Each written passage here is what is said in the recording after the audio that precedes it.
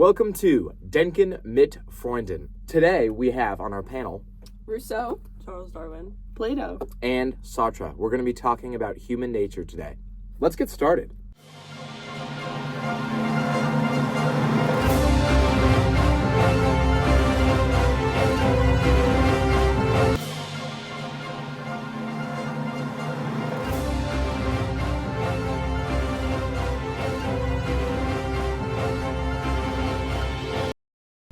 Alright, I have a very general question to start off for you guys. What is human nature, and does it even exist? But I'll set the precedent. Human nature does in fact exist, and for humans we have three parts to our soul that we strive to balance for. We balance the logical part, which is like our ability to reason, the spirited part, which is like our emotions and our emotional responses to different situations, and also the appetitive part. And in trying to balance these aspects to the soul, we look to virtue and to justice in order to do so. Anyone have a response? I would have to agree that human nature does exist. And going off of your point on virtue, humans do have virtue when they're born. Same with vices. And when they act on these vices, it alters their very existence of human nature. So basically what I believe is that humans are born innately good, and when they act upon these things through society, that's when their human nature can alter. I would have to agree with you, but at the same time, I think with my theory of evolution, that when people are born, they are not neither good or bad. They are born very neutral, and the society and the environment that they're surrounded by influences the way that they turn out. So I think virtue and vices are a thing. They are real, but the society and environment makes those people have those things. Rousseau, Darwin, Plato. I hear what you're saying, yet I disagree as Sartre with all of you. I personally believe that human nature does not exist, and that rather there's a human condition that is sought throughout one's life. It is something unraveled and that is driven by the person and by the agent, in the sense that we create our own reality of the human condition.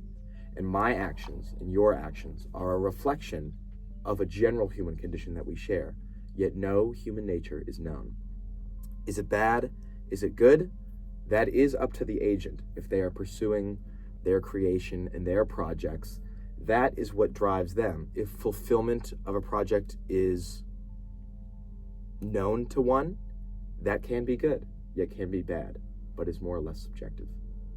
See, I partially agree with you, partially disagree. I think that humans are innately good. I think we have a desire to be good and to strive for the goodness of the community and society, but I do also think that society and the norms around us and the values of those around us do have an effect on us. So whether that leads us astray to another path and, causes us to not be as good, that's not for me to say, but I think that inertly we are good.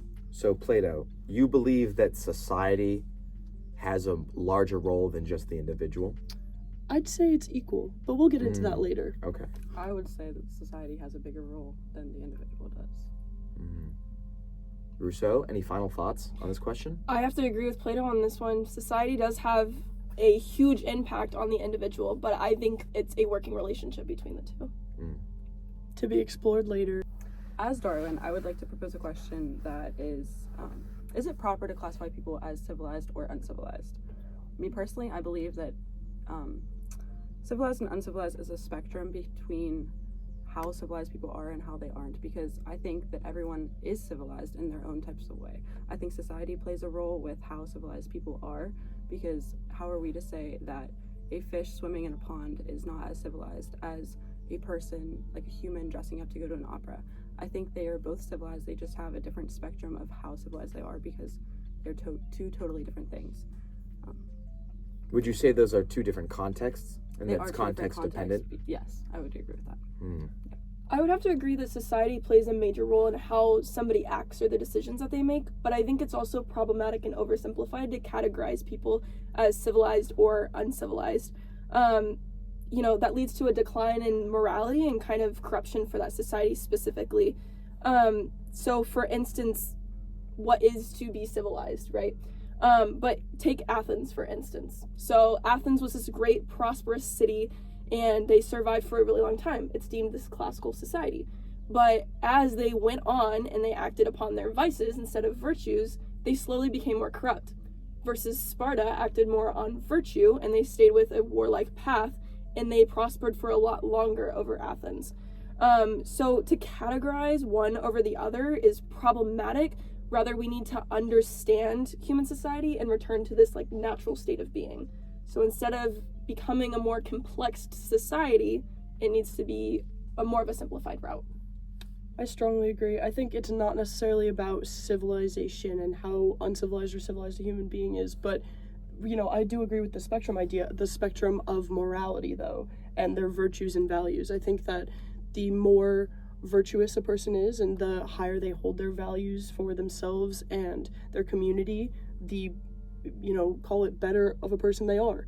And the higher values that they hold, not only affect themselves, but affect those around them. And, you know, someone who thinks the opposite and doesn't really have high values and doesn't really care about, you know, the people around them just aren't as moral. And I think it's definitely a spectrum of virtue rather than, you know, civilization. I think so too, Plato. Specifically with Rousseau, what you said in regards to Sparta, was it? Mm-hmm. Yeah. I believe when you have this sort of desire or end goal or purpose that a society, kind of like Darwin was pointing out, some end in which you can see is agreed upon by the terms and conditions that the society agrees upon, it can be seen as a mere reflection of the human condition. At least that's what I would call it, is the human condition. And in that way, if you can see what the end goal is and it's agreed upon by such society, then that's what makes it okay. And that is what allows for the spectrum, as you would say, for human condition and norms of society to be deemed civilized or uncivilized, is how many people and agents within a place are willing to agree and to pursue whatever that end is.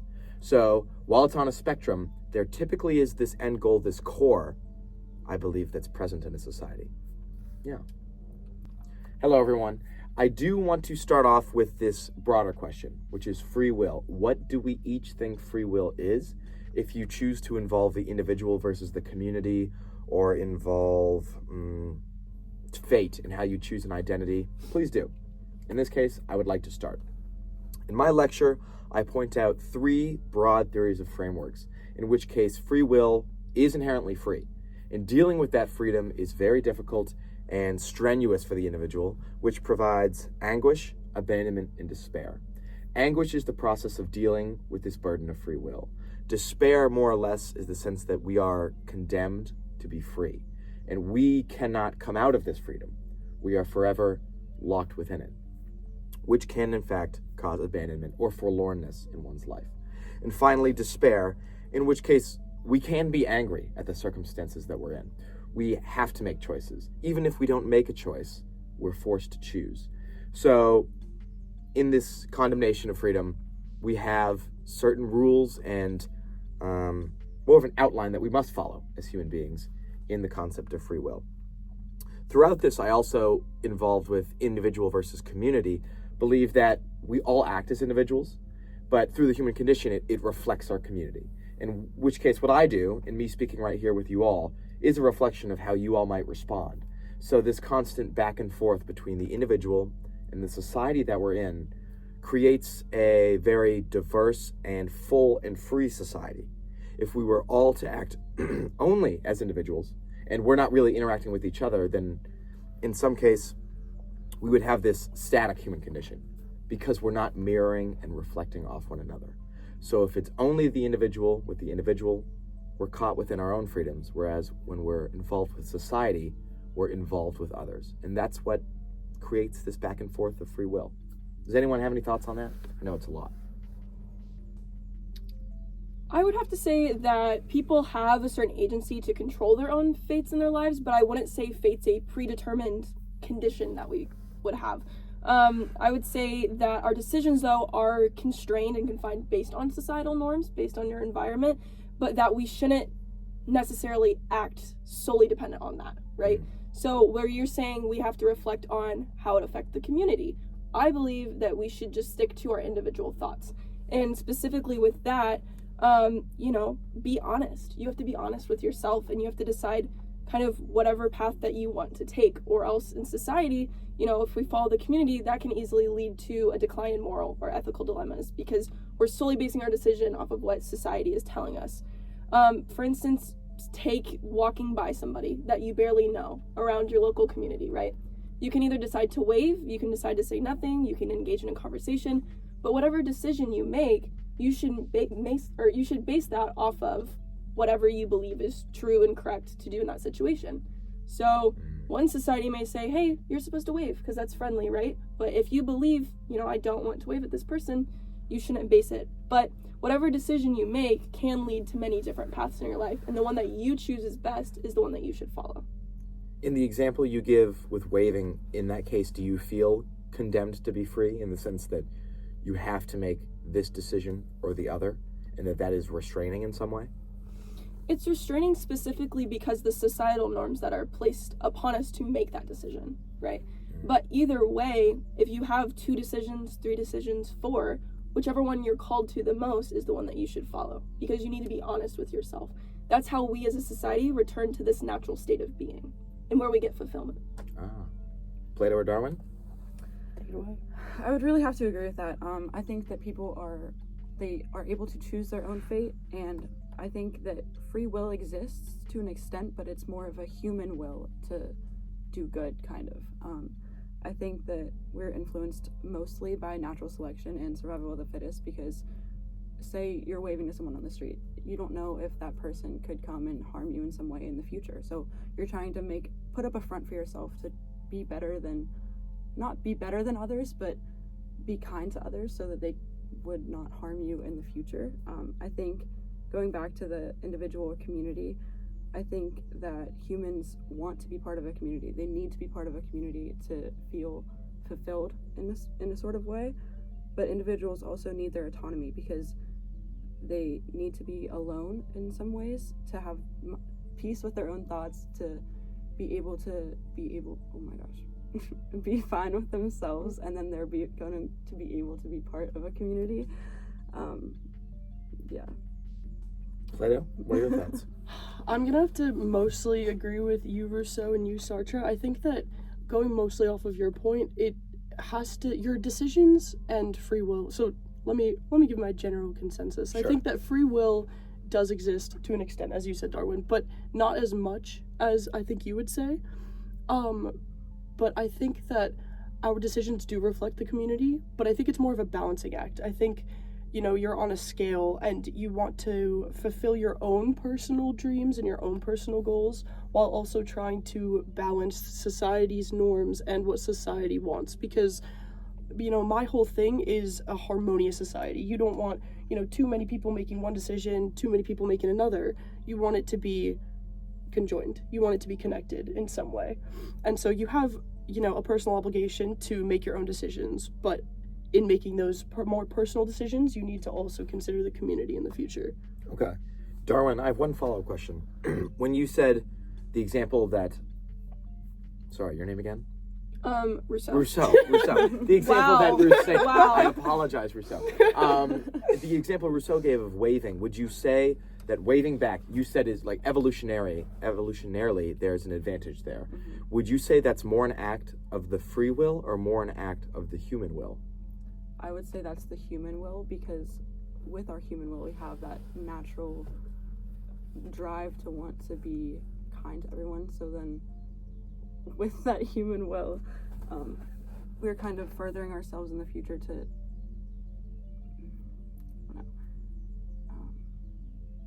kind of want to get along with everyone so they don't hurt us. Like kind of what I was saying. Is it a protection thing? Sort of, Okay. But at the same time, it's like I'm doing what's best for me.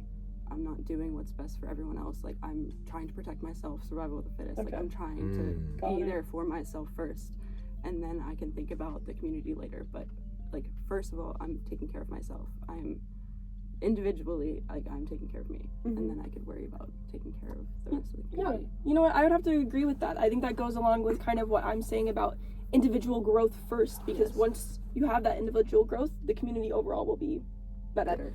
I'm not necessarily saying that we think about the community in our decisions, but I would say priority-wise, we have to focus on ourselves and getting back to that natural state. And in this sense, if we focus on ourselves first, if we put ourselves as numero uno, does that itself begin to reflect the community? In which case, if everyone does that, and everyone was to wave at each other on the street as a way of taking care of themselves, is that a better way to function as a society? As looking out for oneself first. And in that sense, if that's good for oneself, having that be a reflection of all of society.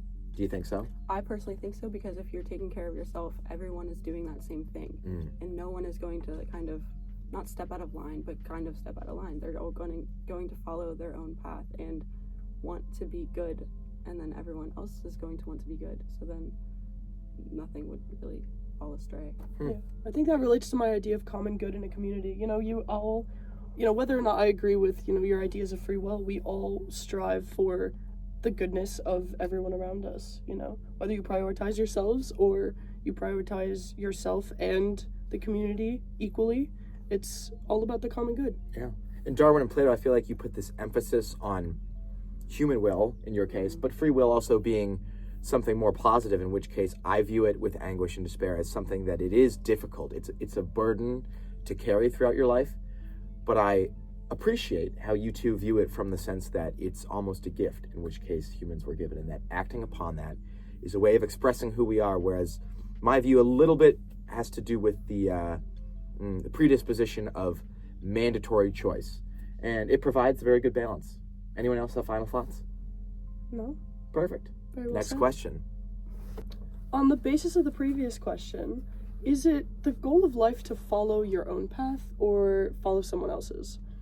I don't really think it matters. I think that life is about virtue, and I keep repeating it, but life is about virtue and truth.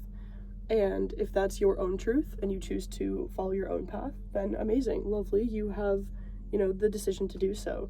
And if you decide to follow someone else's truth and, that is in line with your own virtues, then you can also choose to do that. It's all about reflecting upon what you believe to be the truth and what you value most, and reflecting on others and their own. So if you do choose to follow someone else's, it's all about reflecting upon whether that's really the best decision for you. Yeah, that's actually all I have to say. See, I would agree with you, but I just wouldn't use the word virtue. I think that people that choose their own paths are more in tune with what they want from their lives, and they know what they want, so that's what they're going to do. And then people that choose to follow someone else's path, they're more influenced by the environment and the societal factors that are around them. So, someone's doing this, let me follow them, because they are not in tune with themselves to know what they necessarily want. I think the whole goal of someone's life is to reproduce and make that new generation, to make life afterwards, trying to survive. That's all this is about. So I think that if you know what you want, then that's great. But if you don't, then follow everyone else, because it doesn't really make a difference as long as there is a next generation to do that same thing. Satra, what do you think? Personally, I view it from the framework of freedom, in which case, if it's your path or if it's someone else's path, you see it as virtue. I see it more as the expression and will of the agent. So in their freedom to choose, they have the freedom to choose someone else's path. And the beauty about that expression is that person's path is equally as founded in freedom as yours would be. So, in you being free to choose, in that person's freedom, it is this constant unraveling of free will, in which case everyone is their own agent and can choose and decide how they want their own path to be. So, because we're determined and forced to choose, and there is anguish in that, there's also beauty in the sense that you can follow others. And that's part of what a society is and what we make it to be. Many anti-existentialists view it as a gloomy side, where I see it as more of an opportunity to see what others do with their freedom and in their lives and have the option and opportunity to follow. Yeah. Rousseau, your thoughts? Yeah, as I mentioned earlier, I think it's at an individual level where you're deciding these things.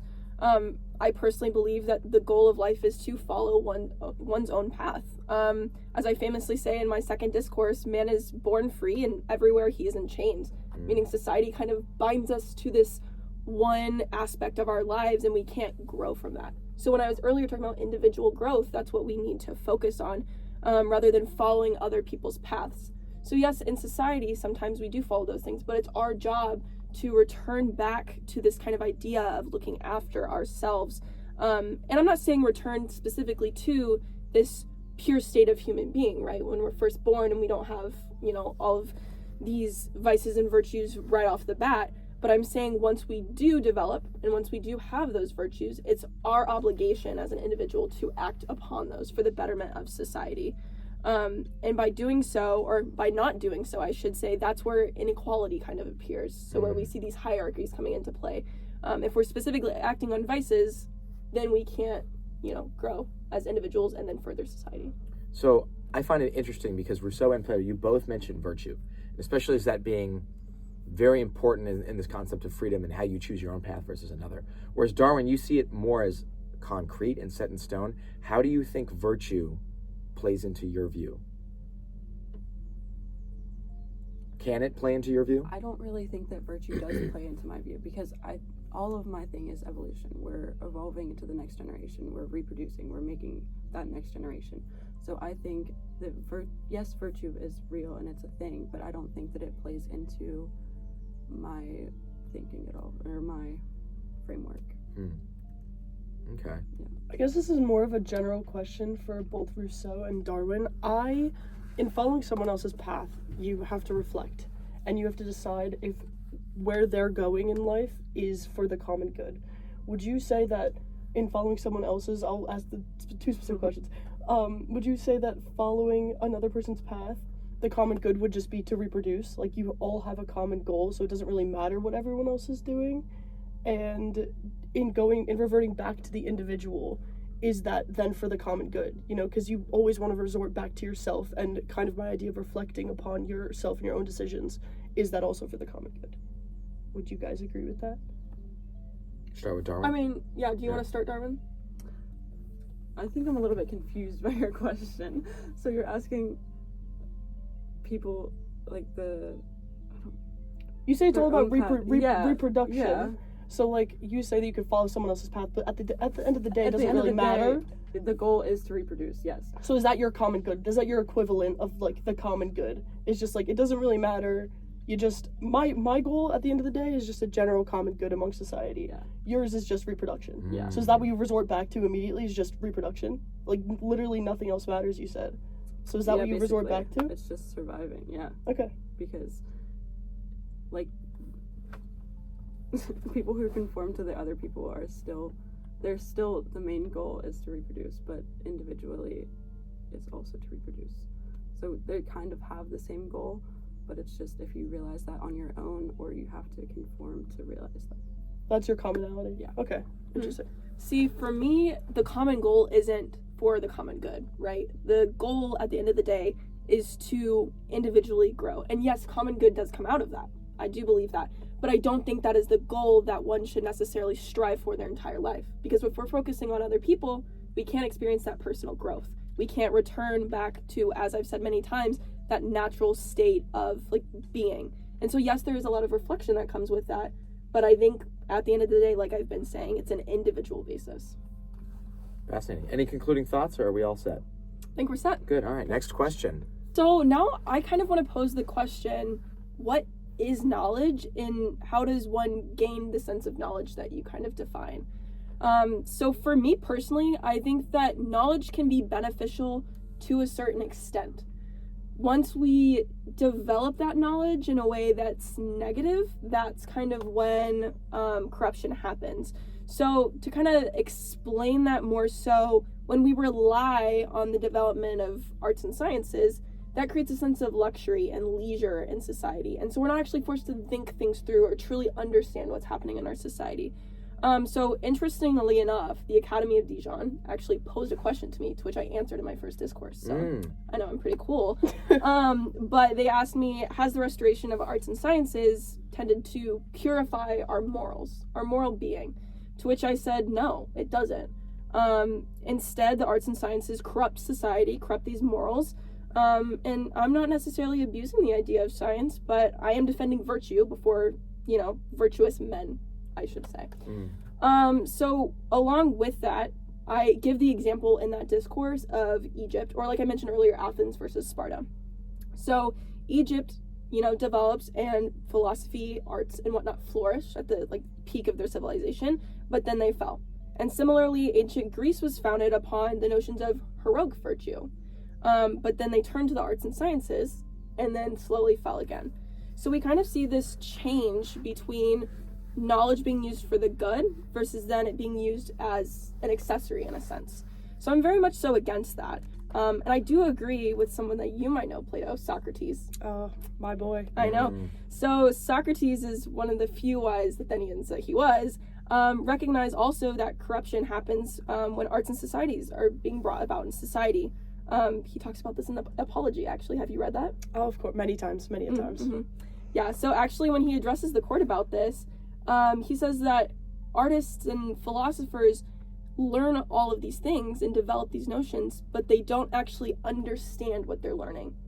And so in a sense, I believe we need to return to actually understanding and breaking down what we're learning.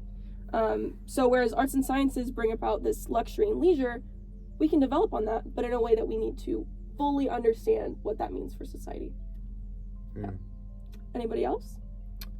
Following that, I agree. I mean, Socrates was someone I referenced a lot in my works, and forming my own opinion, I think that knowledge is more than just an opinion. Like you were saying, you have to figure out, what justifies the knowledge, what is the evidence and the reason for this knowledge. And if it's not grounded by reason or evidence, I don't think it's true knowledge. I don't think it's genuine, and therefore it is not knowledge.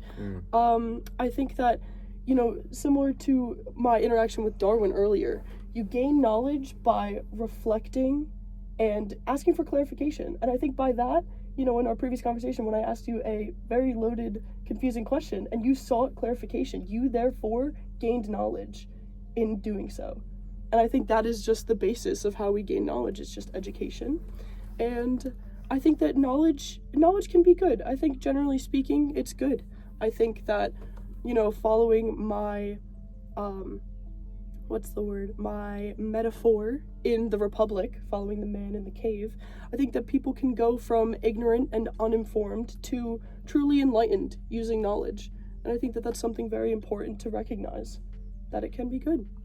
Plato, would you say in a sense, though, in the development of education, that human can return to this sense of ignorance?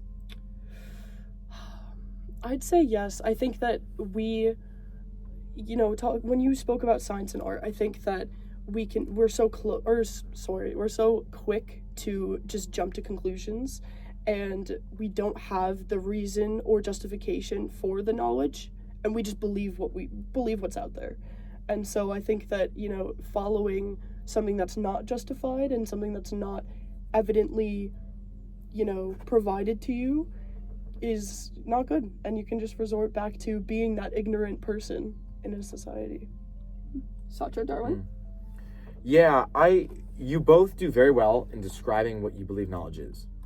In my sense, I don't even choose to define knowledge. I would rather say that knowledge in itself is acting upon your freedoms in life, and that's what naturally comes to you. So in you existing, there's inherent knowledge through whether it's decisions to do or not to do. Those questions inflict and affect who you are, and that is what your knowledge is. It's this built upon processing. From that, I withhold saying that knowledge is good or bad. I believe it can be both, in the sense that if you try to pursue knowledge, that's you using your freedom of pursuit. And if you don't choose to, then you have the equal amount of freedom not to do so. So it's always up to the agent and the individual, in which case it's not good or bad. What I would define as Satra, and what I expressed in my lecture, is that I do believe it can be more good to pursue knowledge. However, only the knowledge that I express as understanding your anguish and your despair and your abandonment in your freedom. So if you pursue those three ideals and understand them, and from then on can know the constraints of your freedom as an individual, yet also act upon the beauty in its full expression as being a free individual, then in that case you've done what I would consider to be a good thing. While I didn't say it in the lecture, I'm saying it now. I believe that is what's good. And in the sense, knowledge is knowing your freedom, and there's freedom in that knowledge. Yeah. Darwin, do you have anything to say? Yeah, I hear what you're saying, and I partly agree with you. I think knowledge is good. I think that knowledge overall is the accumulation of so much information, and it's asking for more understanding, like you were referencing Plato. It's just asking for this clarification and using your critical thinking, and it's gained through experimenting and through research, and it's gained by following or listening and learning what others have done before you. In my scientific world, I'm all about evolutionary and biological things. It's gained by being taught the information from those before us, and just thinking about making our own ideas for what we have learned in the past. And this is needed for us to be human. We need to have this critical thinking and knowledge to be human. I believe that people need to survive. That's not being the smartest in the room, that's not being the most well fit in the room, but it's being able to adapt to this different type. It's being adaptive to different types of knowledge that you're learning, and you just need to gain from it and be able to think about it in your own way to understand your own definition of what knowledge is and what's good. So does anyone particularly think it's good inherently, like knowledge within itself? Or is there always some second step? There's always some second step. In what way? I think, again, going back to Rousseau and the science and arts, there's always something that can turn us and revert us back to the ignorant self that, we all can be. And I think that that's it. I think that it's inherently good, but, there's always something else that could lead us astray. Okay. I don't really know if there's a second step. I think knowledge overall is good. It drives us to learn more. It drives us to think more critically. I think it's good.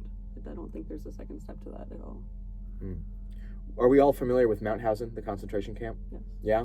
So from what I would take from that experience, in which case you understand that knowledge is good in the sense that the SS soldiers in that circumstance believed their knowledge was true and uncorrupt. But in the sense, once the United States came and re-involved themselves and re-educated the public, that knowledge then changed from what they believed the knowledge prior was bad about their views on the oppressed, and in the new sense was re-educated with good knowledge. What do you all think about that difference from knowledge being good at once to the SS soldiers in the situation, yet simultaneously bad when viewed 10 years later? Can it be both? Can knowledge be both good and bad, I suppose, is what I'm asking. I mean, I think I mentioned it a little bit earlier. Knowledge can be very much a good thing, but it can be used for the bad, In that sense, I would call what you were saying indoctrination, right? Like believing that it's a certain way, when in reality it could be a different way, right? And it depends on the perspective in which you see it. But I will go back to saying, with what I have said about arts and sciences, the development of this, furtherment of these two things, in a sense, can be reflected in what you were saying. They can lead to a very negative impact, because people then go back to the sense of ignorance, not having less information necessarily, but more information allows you to have that more time to not critically think about what you're doing, right? And so in that sense, people become more compliant, and that's when bad things happen. Anyone else have thoughts? I would have to say that, going back to the Mauthausen example, that knowledge is still good. Because yes, we're learning about it 10 years later, or whatever your example was, but you still have to think about that knowledge. And yes, the people at the time thought that they were doing good, but that's their own personal belief and their own thinking and their own knowledge. But then people that come back and look at it later are still gaining that knowledge that they had and are interpreting it on their own to think and form their own opinion of it. I would agree. So you see knowledge as more subjective to the individual? Yes, I think that they can create their own definition of what they think knowledge is, I guess, in a way, sort of. But at the same time, it's taking bits of information from everywhere and forming what you think about it. I think that I completely agree with that. Yeah. And I think that leads back to my idea of how knowledge allows you to explore your morals and explore certain wisdoms that you can get from the past. And I think that what you're talking about has everything to do with morals, and you can use, things from the past that people back then thought were so good and so amazing and life-changing, and learn from that. I think that that's where we get the basis for our own values and virtue. And that's through the experimentation and observation that I was saying that you gain the knowledge from before. Clarification. Yeah, exactly. Yeah, It's it the sounds like observation of things that have happened in the past to gain from it and to gain that knowledge. Yeah, it sounds like we're all in agreement about reflection is an important aspect of knowledge. Yes. Yeah. I love reflecting on my decisions. Fantastic. Next question. See, I founded the Academy, and my goal with founding this, great place of education was to better society. And I think that education is a great way to explore our souls within ourselves and to work towards the common good. I believe that education helps with all three parts of the soul. Just a quick reminder, it's logic, spirited, and appetitive. Education helps the logical part of our soul by helping us with our rational thinking and, what is the best decision and why. This doesn't include emotions, it's just strictly logic. In terms of our spirited part of the soul, that is where the emotions come in. You use your wisdom and your critical thinking skills that you learn through this education to make decisions on, what you should and shouldn't do.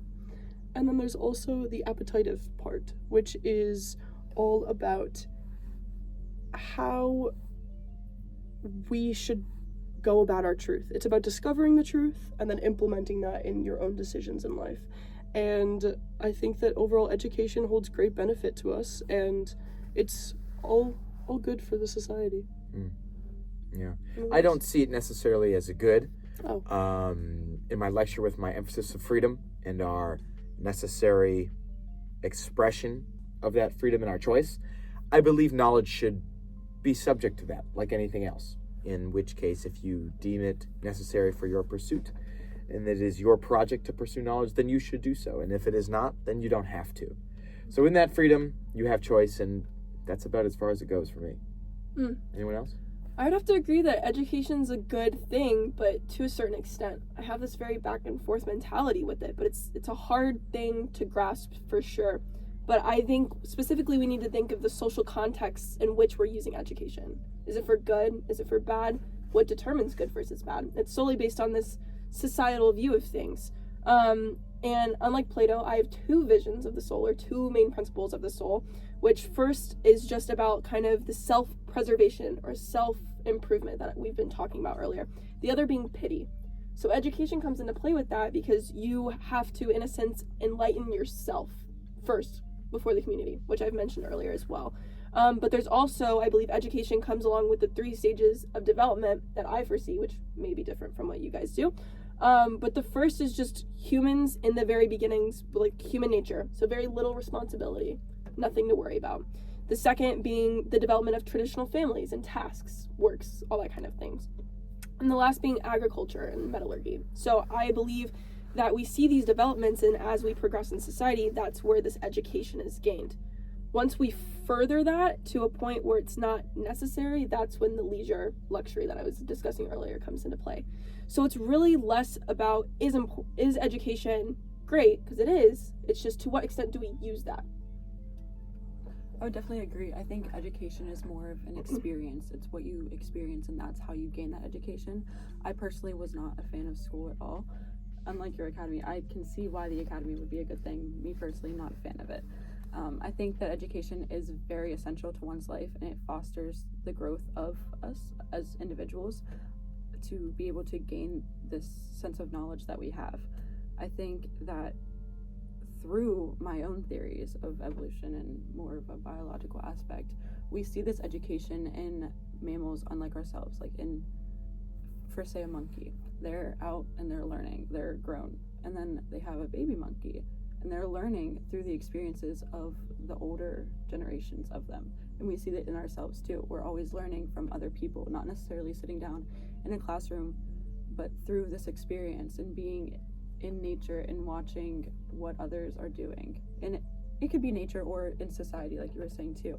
It's just the way that others are doing things, and we're learning from those other people. So in your description, education is less formally defined in a classroom, but more evolutionarily determined? Yes. More Yeah. experience-based and evolutionary determined. Yeah, like you said. Okay. I think it's important that we start at that level of, learning through experience. And I think that sets a foundation. Even I believe that, the basis of education is to set a foundation of virtue and morals. And then I think that it's also important that once you get past that experience to, sit in my academy and learn in a classroom, because I think that there's a lot to learn in a classroom that you can't necessarily learn through experience. We talked about history and everything like that. There's a lot that you can't necessarily experience that is also good to learn. I would have to, I agree, but just through my evolutionary and biological thought Yes. process, I would have to agree. Okay. Yeah, and with this evolutionary in science and arts, we'll say, with your academy, people individually create their own sense of knowledge and education. They get what they're going to put into learning, in a sense. So if they're putting themselves out there to have these experiences, they're going to take more from it and have their own thought process behind it. I very much agree. Any other thoughts? Not No? for me. I don't think so. So I would like to pose a question: if human behavior is innate or learned? Me personally, as Charles Darwin, I believe that human behavior is a mix of both innate and learned behavior, because I think that human emotion and language are two innate things that humans need to have. Whenever a baby is born, they come out crying because they have this emotion. They need something. They need to be cared for and protected, and they need to show that in a way through their emotions. And then same with the languages. Children pick up on languages so very quickly, and you can only learn those in a time where your brain is still fluid and able to pick up on these new things. Yes, you can learn them when you're in later life, but it is easier when a child is younger. So I think that these are innate behaviors because it is something that we're kind of hardwired to do. We're driven to these things. I think that human behavior is also influenced by what we're surrounded by in our society and our environment, because who are we to say that someone is not civilized? Taking it back to the civilized or uncivilized, I think, who are we to say that someone isn't civilized because their behavior isn't the same as someone else's behavior?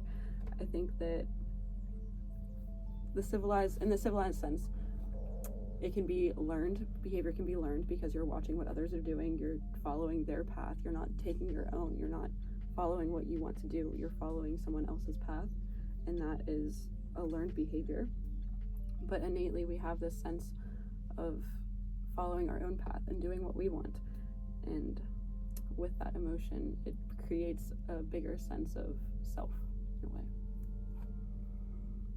I have to agree. So we have this, innate behavior and this innate thought to be good. And so our behavior is definitely driven by that, innate thing. But also, sometimes we have to push aside our innate behaviors to be good, to do what's best for us and for others. I think that there are parts of the soul, like the appetitive part of the soul, which is like the basic desires and needs that, can be so overpowering and overbearing at times. And we need to push that aside to explore, these learned behaviors and explore other people's perspectives on values and virtues and morals to, discover our true truth and what we deem important in life. And so in that regard, I think that it's both innate and learned.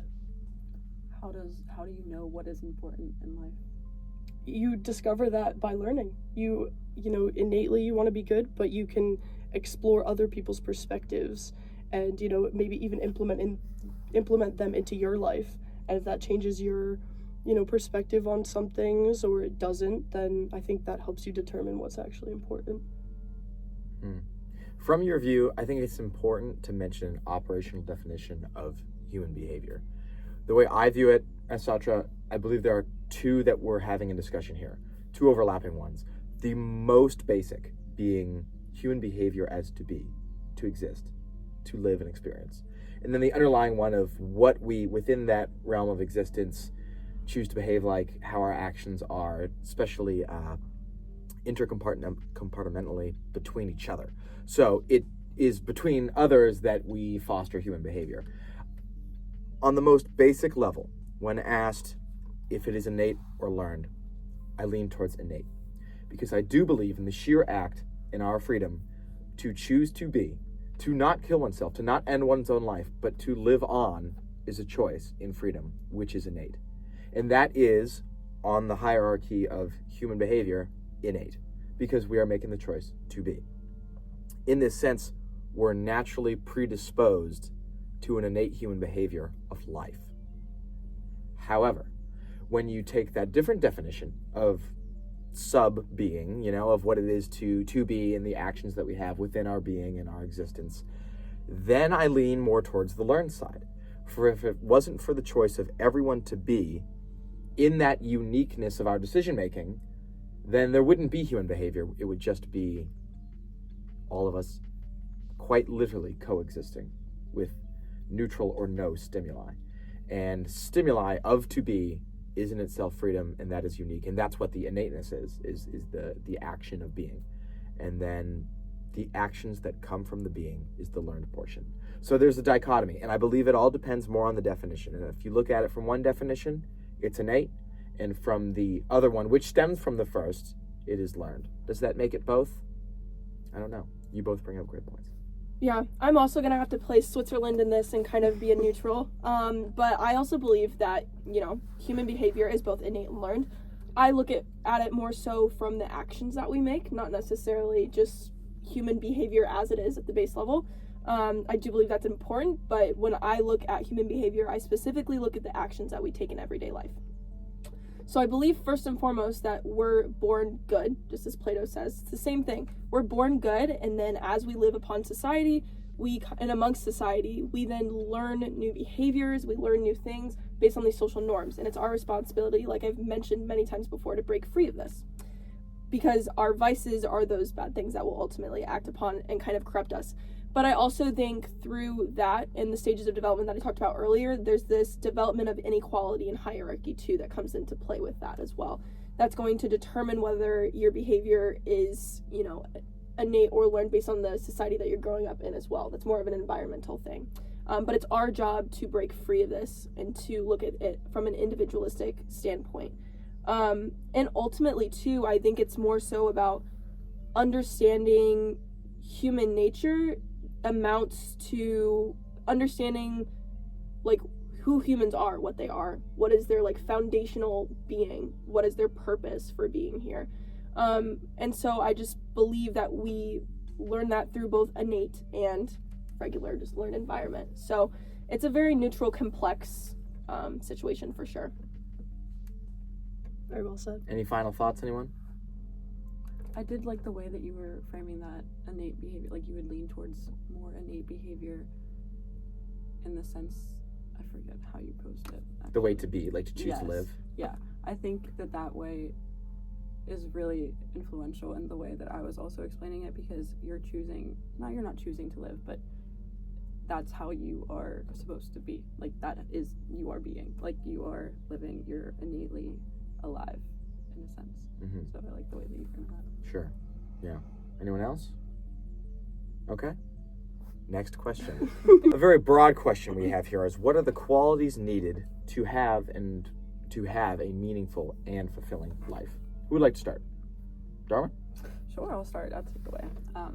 Me personally, I think that we all have a purpose. I think that our main goal is to have a purpose. Human beings have a sense of wanting to be a part of something bigger. We want the sense of community, and we want to be working towards something to make ourselves feel accomplished and to help keep things growing and always evolving into something bigger than what we had before.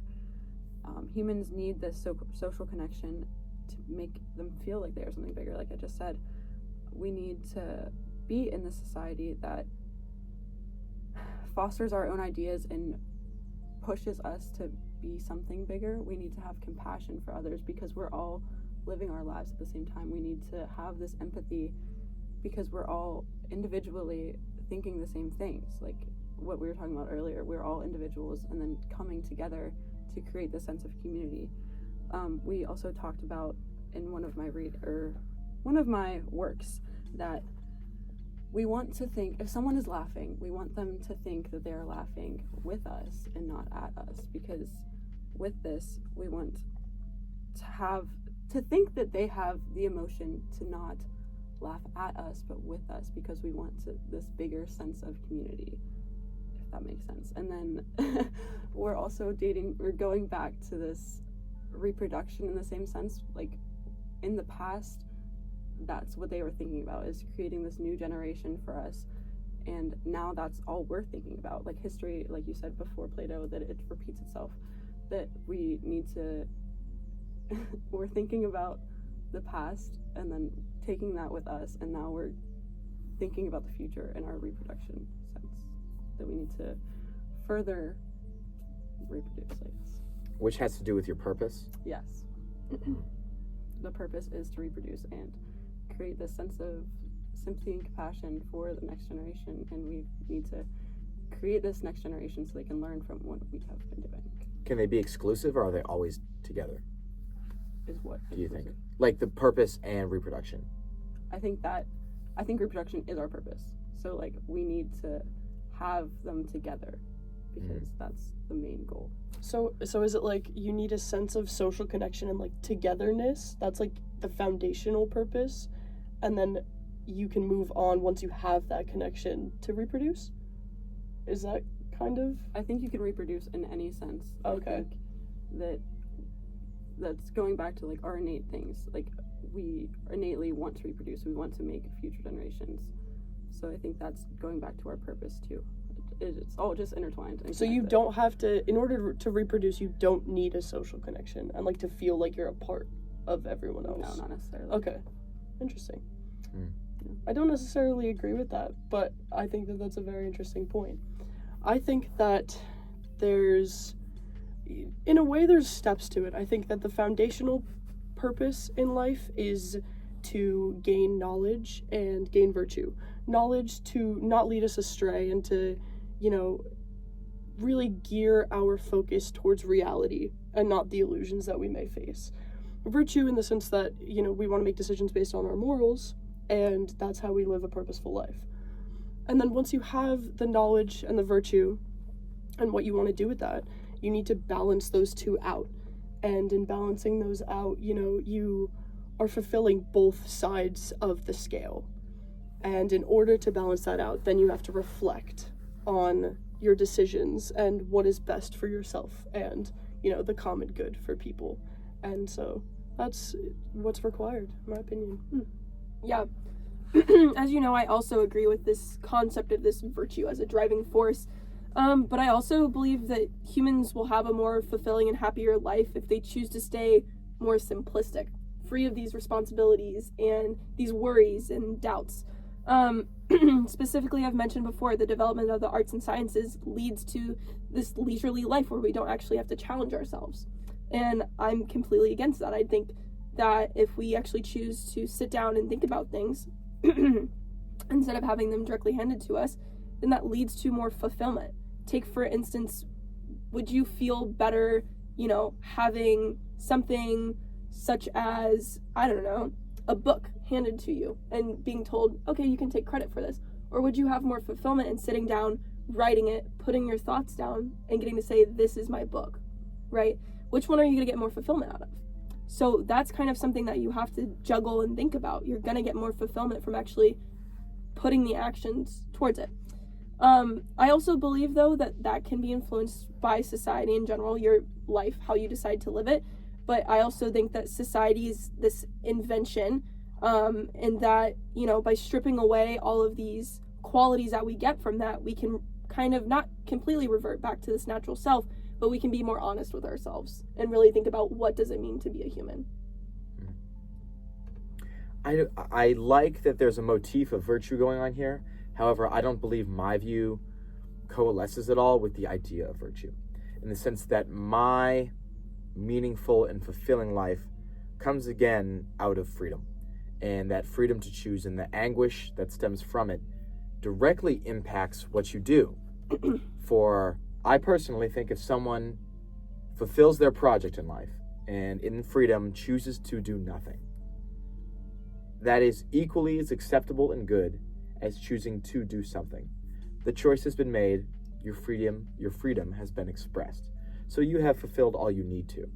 I personally believe fulfilling is not a great word as satisfying.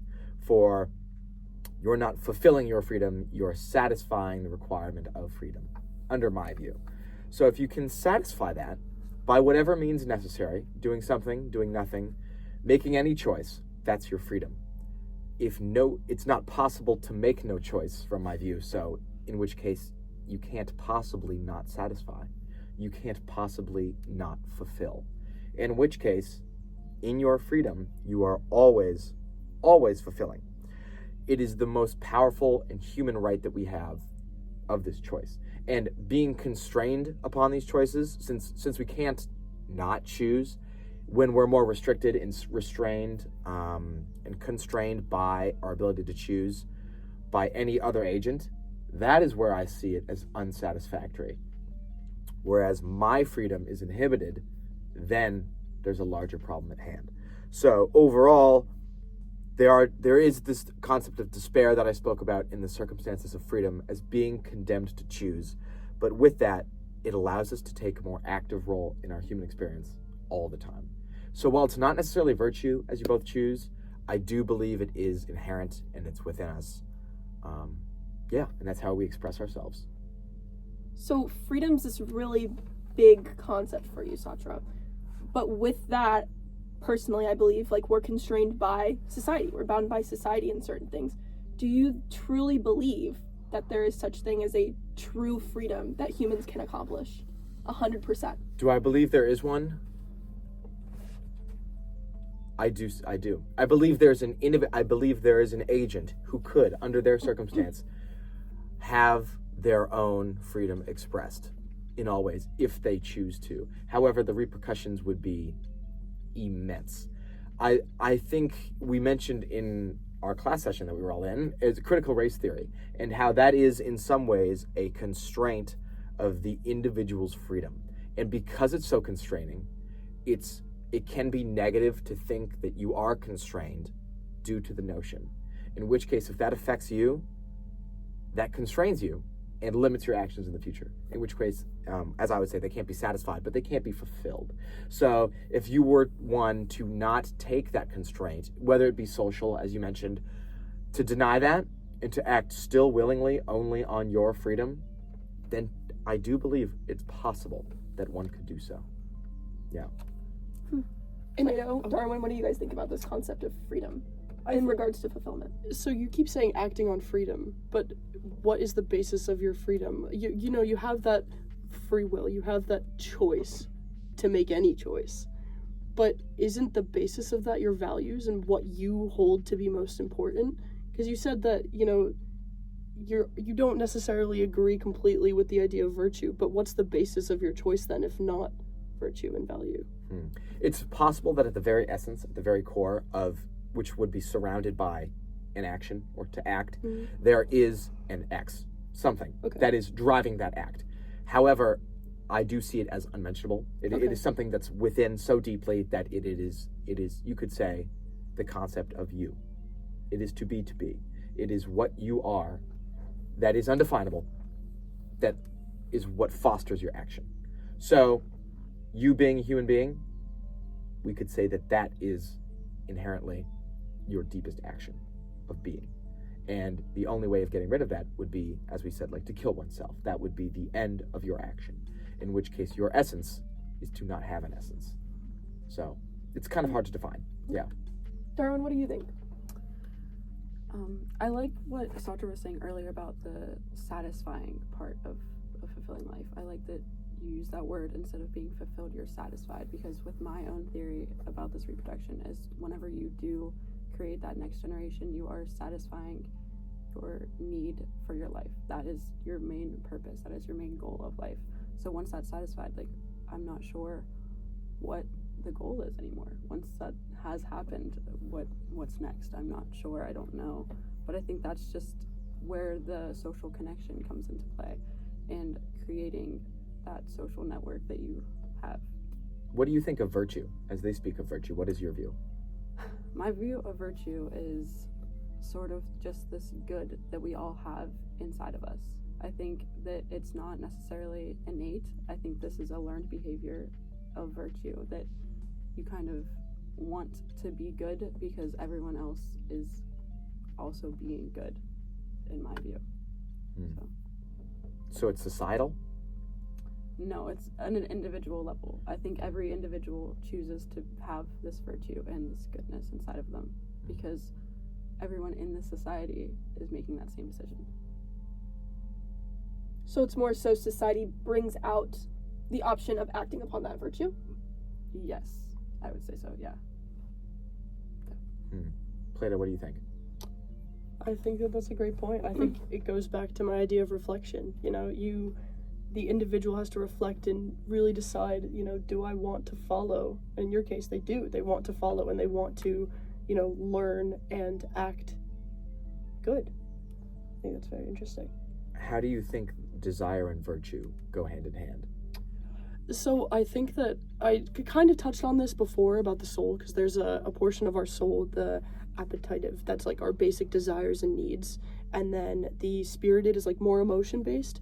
And I think that sometimes they kind of butt heads. You have to, and even the logic part, which is like the critical thinking, you have to, you know, really push aside your desires sometimes to act virtuous.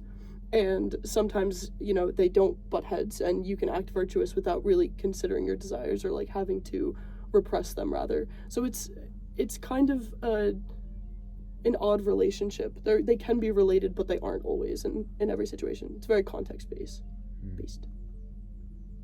Would you guys say that these like fulfillments or satisfactions in life are subjective depending on every person, or is it something that like there's one main thing that applies to everybody across the whole span?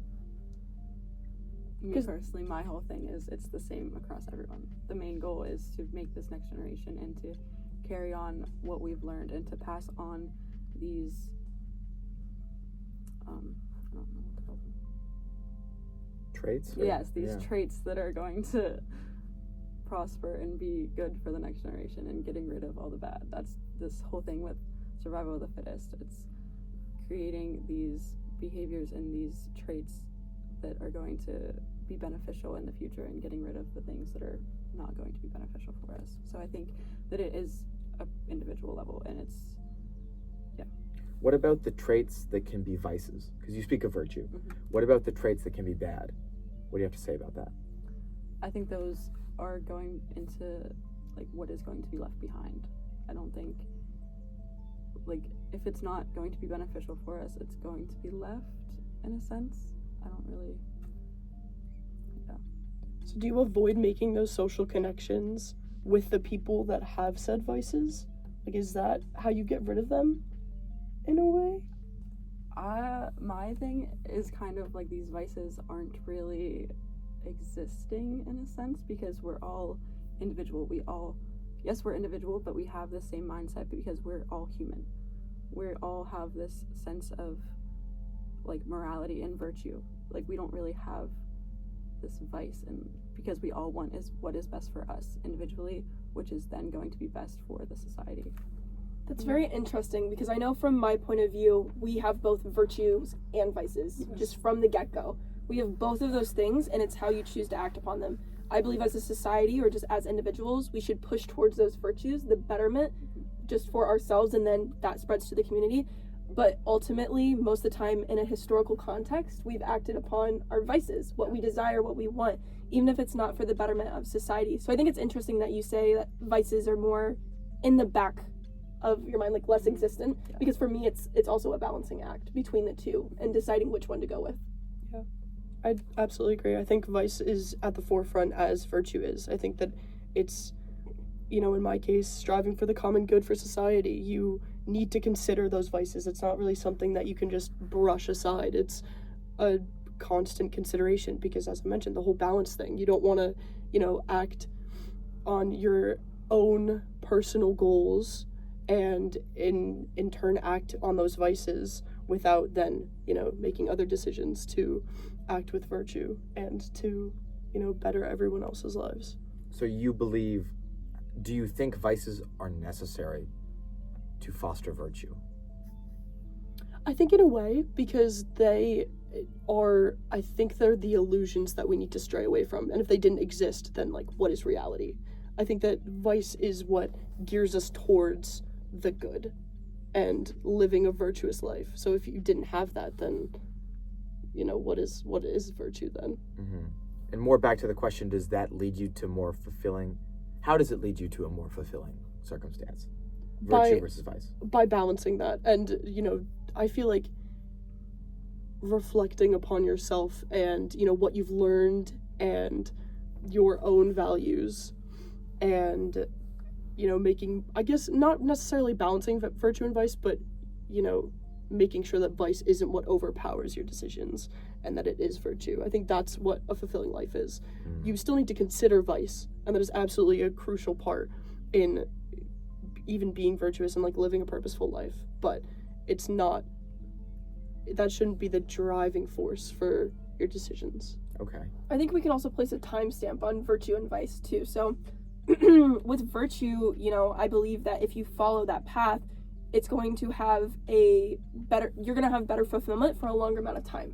Versus if you go with your desires, those are short-term things, right? You'll get satisfaction for, I don't know, a little bit of time. I don't want to put specific minutes or anything on it, but it just depends on the vice, right? But if you follow those virtues, your life as a whole will be better for a longer period of time.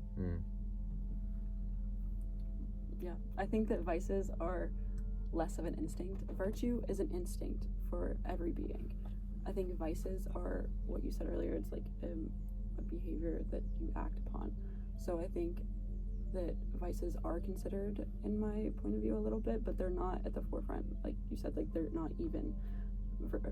Virtue is more apparent, and it's more, you see it a lot more than you see the vices, because if I were to do something that I wanted to do that is a vice, and then what if everyone else did that? I have that mindset. If everyone else is acting on these vices, then that's going to be bad for this whole community. So individually, I'm choosing to do that virtue instead of acting upon the vice that I think of, because virtue is an instinct for me, and not a vice is not an instinct.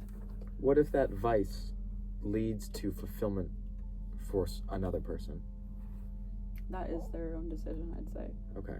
I'm acting personally, I think that is what I would do, but I believe that every person would act in that same way.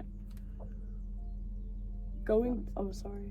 Do you have anything to follow up with that? Go ahead. Okay, I think that I like that you said that vice is not necessarily at the forefront, because for me it definitely is, but it's not the driving force for our decisions. We are inherently good, and I think that virtue is definitely what drives our decisions, but I guess more so than you, vice is still up there towards the forefront, but it's not all the way in the back.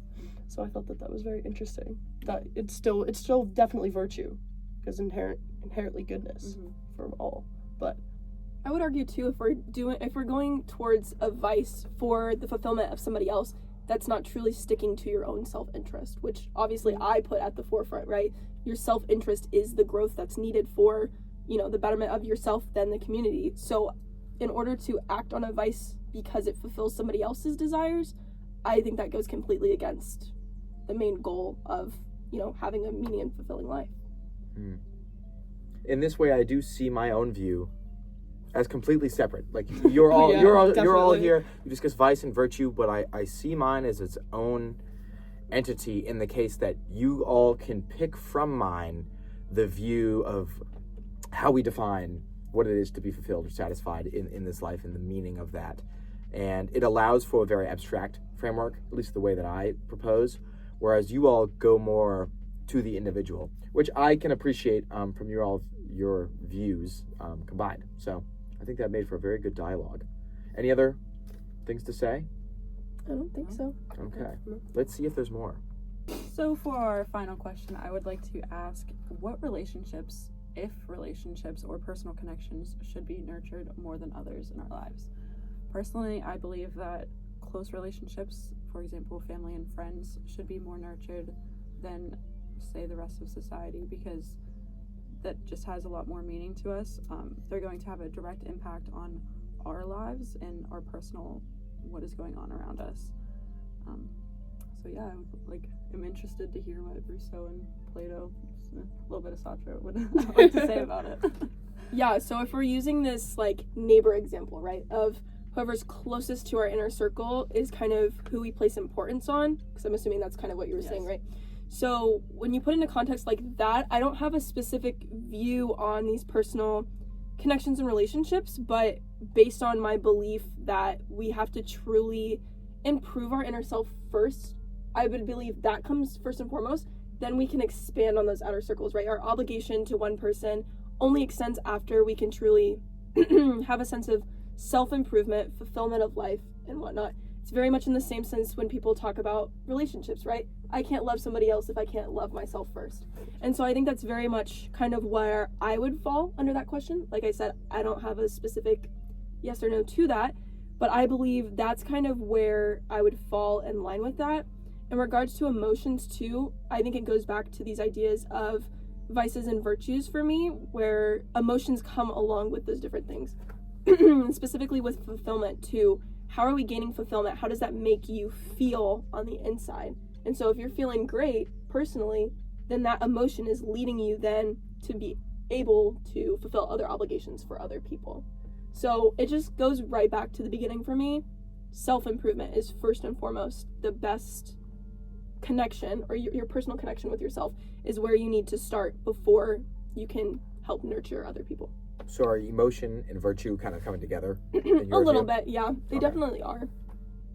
I think that in the sense that it's based on the individual's needs, I definitely agree. I think that the connections that will provide a person with true moral thinking and like rational thinking are most important. It doesn't matter if they're, your family or your neighbors or even a stranger. If you can gain that truth from them, then that relationship should immediately be nurtured, because that's what I value most is, your truth and your virtues.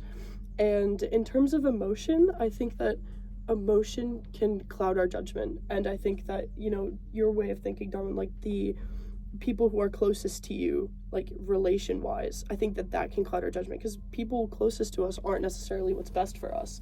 I think that emotions are important when considering who should be closest to us, but it shouldn't be the leading factor. I think you need to balance the emotion with the rational thinking and, determine for yourself, is this person valuing what I value? Are they going to teach me the morals that I hold? And, are you going to share that connection as well? I think that's extremely important. I think that's very interesting that you bring that up too, because I think emotions can kind of be put under this category of like societal norms and environment, how that influences us, right? So based on kind of what we've adapted to learn as good versus bad, if we do something against society, we might see, oh, that's a bad thing, that makes me feel internally bad. But I think at the end of the day, like, it comes back down to what we have both said, the individual in its essence is the kind of thing. And then going back to what you said, that common good comes out of that improvement. Absolutely. Mm-hmm. Under my view, to use my language, I would say projects are what we're looking for to see, kind of like Darwin said, like if you're looking at someone else as a relationship that you would like to intertwine with, if some would say ends, if your projects line up and coalesce in your freedoms to do X, then that's okay. And maybe that deems a relationship worth having. So that's might be a criteria sometimes, as you both mentioned, virtue and emotion, perhaps the ends of what that friendship is. Not what the friendship is, but what you pursue within the friendship as an end. Yeah. What do you think of that? I find it very interesting. Like, you think of it as an end thing. It's all about like sharing the end. But for me, and for Rousseau, not to speak for you, but it's about the present, and it's about like, what can they do for me now? And like, it's more so thinking about their way of thinking immediately rather than like, what is their end goal sort of thing. So I think that's, I can understand your perspective, but I respectfully disagree. Okay. I'm the same way. It's very much about in the presence, kind of knowing what it is to be human while you're here, alive. You know what I mean? And so it's less about what happens afterwards or getting this fulfillment right before the end. It's more so just in the moment, you have to apply these things to yourself. Wow. All right. Any other discourse? I No? think so. We're all good. Okay. Well, from Satra, goodbye. From Plato, adios. From Darwin, Serenata. And from Rousseau, goodbye. Thank you for watching.